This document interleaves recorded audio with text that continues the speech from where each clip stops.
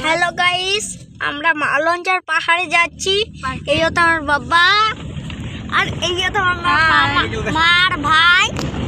আমরা আস্তে আস্তে মালঞ্চর পার্ক দিকে যাচ্ছি গাইস। Thank you guys.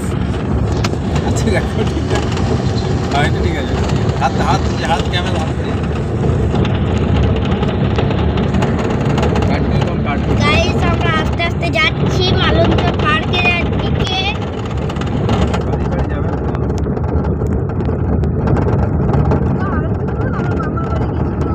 আমরা মামা বাড়ি গিয়েছিলাম, ওইখান থেকে রাস্তাটা আমরা মালঞ্চর পার্কের দিকে যাচ্ছি।